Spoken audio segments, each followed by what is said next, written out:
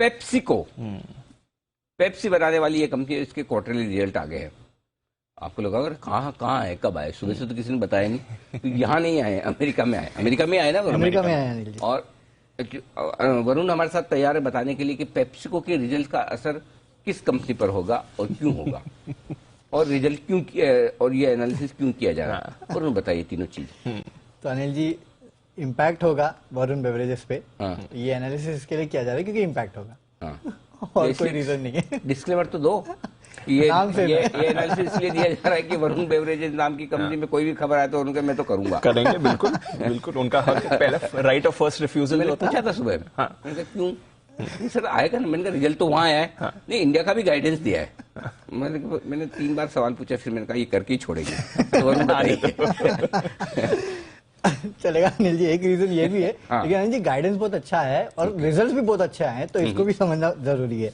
तो पेप्सिको के रिजल्ट्स आए और खासकर भारत के जो कारोबार है उसमें ग्रोथ जो है वो काफी अच्छी रही है। इस तिमाही अगर आप देखेंगे तो बेवरेजेस में ओवरऑल पेप्सिको ने डबल डिजिट की वॉल्यूम ग्रोथ दर्ज की, और खासकर यहाँ पे इंडिया का योगदान जो है वो काफी अच्छा रहा है। करीब करीब 11% के आसपास की वॉल्यूम ग्रोथ जो है वो इंडिया के कारोबार में इन्होंने दर्ज की है। और देखिए, वैसे तो एशिया और जो अफ्रीका है, बाकी सारे रीजन्स है, वहां पे भी कंपनी का कारोबार अच्छा रहा है, लेकिन खासकर इंडिया में कारोबार जो है और एशिया में कारोबार काफी बेहतर रहा है। कुल अफ्रीका, मिडिल ईस्ट, एशिया और साउथ एशिया को अगर आप मिला दे तो कुल आय में करीब 4% के आसपास की बढ़ोतरी हुई है। फूड कारोबार जो है इस कंपनी का, पेप्सिको का, अफ्रीका, मिडिल ईस्ट, एशिया और साउथ एशिया में अगर आप देखेंगे तो 2% की गिरावट वहां पे हुई है फूड कारोबार में।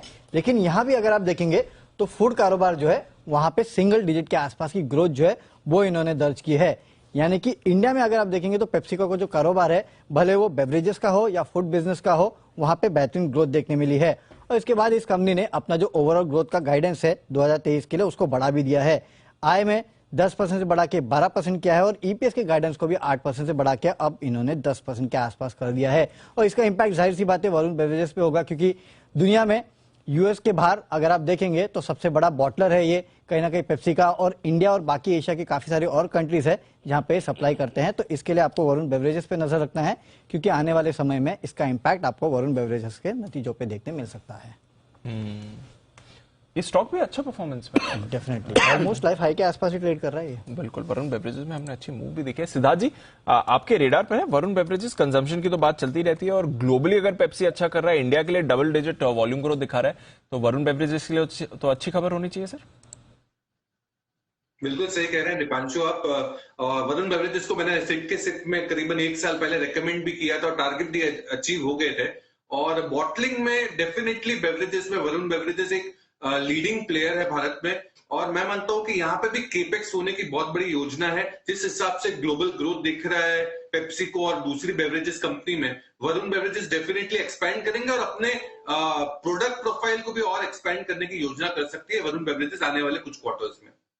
वरुण बेवरेजेस ये है वो स्टॉक, और लगभग लाइफ टाइम हाई क्या, लाइफ हाई पर बिल्कुल जी, गजब एक्शन होता हुआ दिख रहा है।